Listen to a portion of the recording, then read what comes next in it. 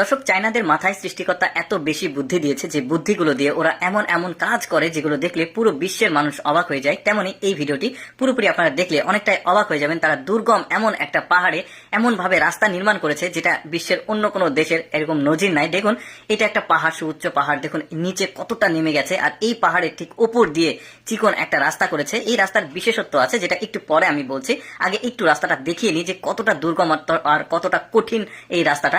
দেখুন একদম খাড়া ভাবে উঁচুতে চলে গেছে। এই যে দেখুন এখানে একদম উঁচুতে উঠে গেছে, আবার ওইখান থেকে আবার নিচে নেমে এসেছে। এখানে একটা জায়গা আছে রেস্ট নেওয়ার জন্য। আচ্ছা, এবার আমি আপনাদেরকে খুলে বলি ব্যাপারটা।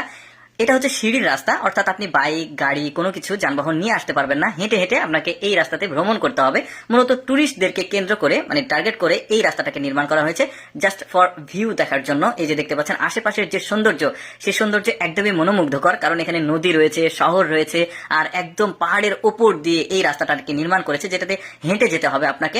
অনেকটা দীর্ঘ রাস্তা, মানে যাদের ট্রেকিং করার অভ্যাস রয়েছে, হাঁটার অভ্যাস রয়েছে, পাহাড়ে ওঠার নামার অভ্যাস রয়েছে, তারা কিন্তু এইরকম এক্সট্রিম লেভেলে রাস্তাগুলো ভ্রমণ করতে আসে। দেখুন কিছু কিছু জায়গাতে একটু পর পর রেস্ট নেওয়ার জায়গা আছে, কিছু দোকানপাট আছে দুই একটা করে, আর মানে সুযোগ সুবিধা আছে, বিদ্যুতের ব্যবস্থাও রয়েছে। মানে দেখতে পাচ্ছেন আমার কাছে বেশ চমৎকার লেগেছে রাস্তাটা, দেখুন কি দারুণ। তবে একটা জায়গা রয়েছে সামনে, যে জায়গাতে আবার লিংক রোড আছে, মানে গাড়ি নিয়ে এসে ওইখান থেকে উঠে আবার রাস্তাটা পুরোটা ভ্রমণ করা যাবে, সেটা একটু পরে গিয়ে আপনারা দেখতে পারবেন। এই যে দেখতে পাচ্ছেন সিঁড়ি রয়েছে, কিন্তু প্রচুর সিঁড়ি রয়েছে। এই যে দেখুন সিঁড়ি বেয়ে বেয়ে এদিক দিয়ে নেমে গেছে, আর এই পানিটা দেখুন, এই নদীর পানিটা কি চমৎকার ব্লুইশ কালার, ভালোই লাগছে দেখতে।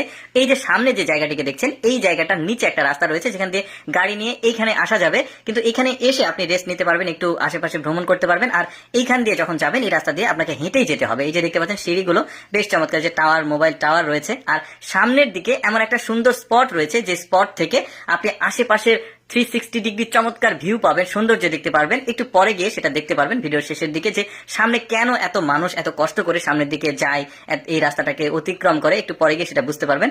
এই যে দেখুন সিঁড়িগুলো দেখা যাচ্ছে, এখানে টাওয়ারও রয়েছে। ওই যে বললাম মাঝে মাঝে কিন্তু একটু একটু করে এই যে মানে জায়গা দেখা যাচ্ছে যেখানে মানুষ ক্লান্ত হয়ে গেলে রেস্ট নিতে পারবে। এবার আপনারা দেখতে পারবেন যে এত কষ্ট করে মানুষ এই পর্যন্ত কেন আসে। এখান থেকে এই রাস্তাটা শেষ হয়ে গেছে, এখানে দাঁড়িয়ে আশেপাশে 360 ডিগ্রি চমৎকার শহরের এবং নদীর একটা ভিউ দেখা যায়, যে কারণে এত কষ্ট করে এই রাস্তাতে টুরিস্টরা ভ্রমণ করে। দর্শক, কেমন লাগলো আজকের ভিডিওটি কমেন্ট করে জানাবেন। এইরকম ভিডিও প্রতিদিন দেখতে লেটস গো ফেসবুক পেজটি ফলো রাখতে পারেন।